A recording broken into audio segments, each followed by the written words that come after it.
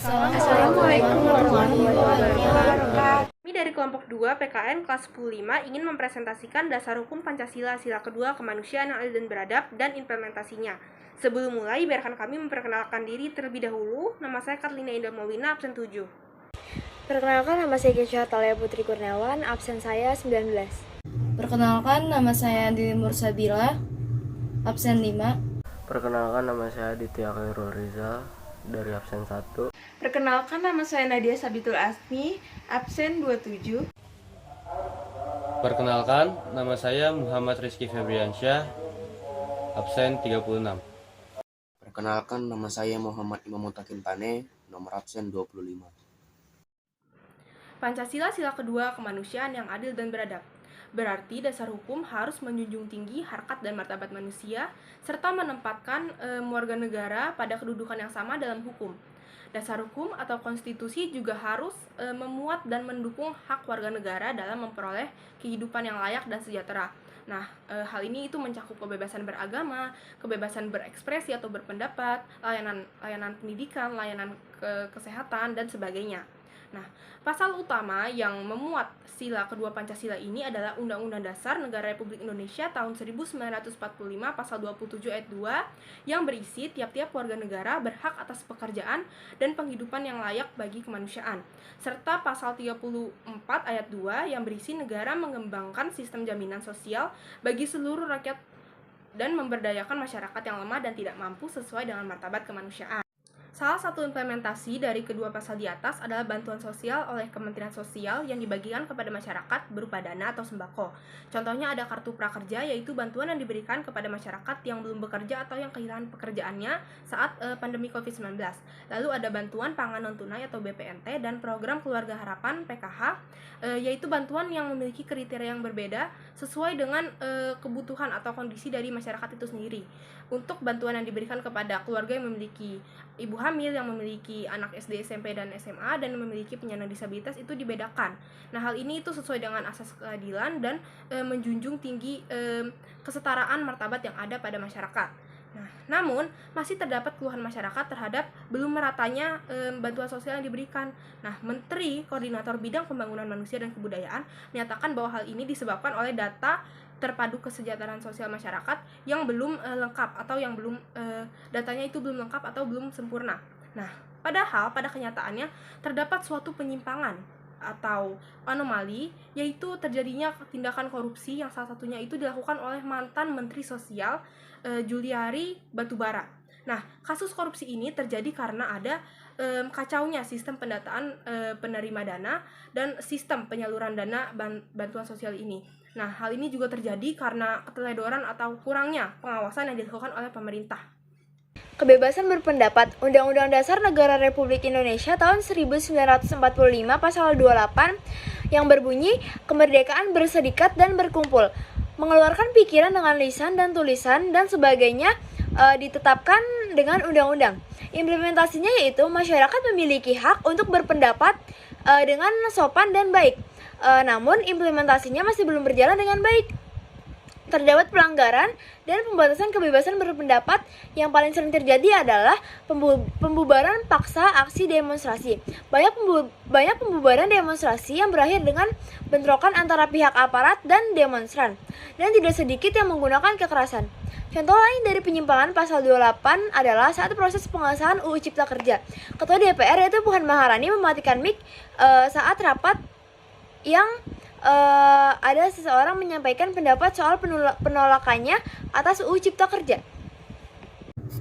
Pendidikan. Undang-Undang Negara Republik Indonesia tahun 1945 pasal 28 ayat 1, setiap orang berhak mengembangkan diri melalui pemenuhan kebutuhan dasarnya, berhak mendapat pendidikan dan memperoleh manfaat dari ilmu pengetahuan dan teknologi, seni dan budaya, demi meningkatkan kualitas hidupnya dan demi kesejahteraan umat manusia. Undang-Undang Negara Republik Indonesia tahun 1945 pasal 31 ayat 1, implementasinya yaitu bantuan pemerintah kepada masyarakat tidak mampu dalam menempuh pendidikan, yaitu Kartu Jakarta Pintar atau KJP. Pembagian dana yang turun kepada penerima KJP dilakukan secara adil karena dana yang diberikan sesuai dengan kebutuhan tingkatan masing-masing. Dana kepada penerima KJP SD, SMP, dan SMA dibedakan. Hal ini bertujuan supaya seluruh kalangan warga negara dapat menuntaskan pendidikan wajib belajar selama 12 tahun.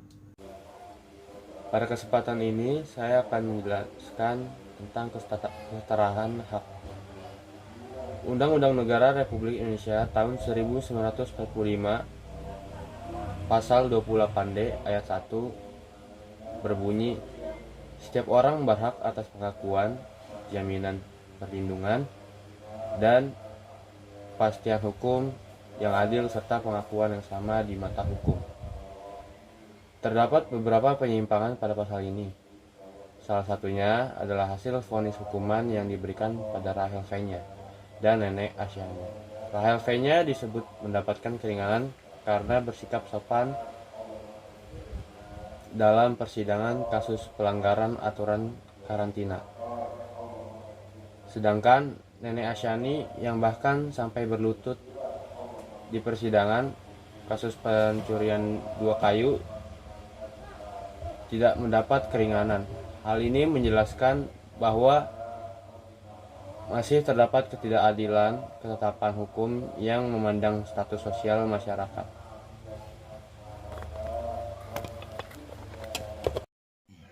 UUD NRI tahun 1945 Pasal 28D ayat 2. Setiap orang berhak untuk bekerja serta mendapat imbalan dan perlakuan yang adil dan layak dalam hubungan kerja. Terdapat penyimpangan pada pasal ini, yaitu RUU Cipta Kerja yang menghapus upah minimum kabupaten yang tentu merugikan para buruh, karena perusahaan dapat seenaknya memberi upah. Hal ini tentu berbanding terhadap pasal di atas. UUD NRI tahun 1945 Pasal 28H ayat 1. Setiap orang berhak hidup sejahtera dan lahir batin, bertempat tinggal, dan mendapatkan lingkungan hidup yang baik maupun sehat, dan serta berhak mendapatkan atau memperoleh pelayanan kesehatan. UUD NRI tahun 1945 Pasal 34 ayat 3, negara bertanggung jawab dan atas penyediaan fasilitas pelayanan kesehatan, fasilitas pelayanan umum yang layak. Implementasinya, bantuan sosial saat pandemi COVID-19 atau COVID-19, sama aja ya, dan BPJS, negara memfasilitasi dana BPJS dengan memberikan subsidi dan berperan sebagai wadah pengumpulan dana masyarakat atau peserta BPJS. Tapi iuran yang dihimpun merupakan dana milik rakyat, yaitu iuran dari para peserta BPJS. Kebebasan beragama UUD NRI tahun 1945 Pasal 29 ayat 2. Negara menjamin kemerdekaan tiap-tiap penduduk untuk memeluk agamanya masing-masing dan untuk beribadah menurut agamanya dan kepercayaannya itu. Implementasi, negara membebaskan warga negara dalam memeluk agama apapun termasuk agama di luar 6 agama sah. Namun, tetap membatasi dakwah agama yang menyimpang dan mengganggu ketertiban masyarakat, seperti halnya teroris yang ditangkap oleh aparat negara hukum. Sekian presentasi dari kelompok kami, kurang lebihnya mohon maaf. Semoga ilmu yang kami sampaikan dapat bermanfaat dengan baik. Wassalamualaikum warahmatullahi wabarakatuh.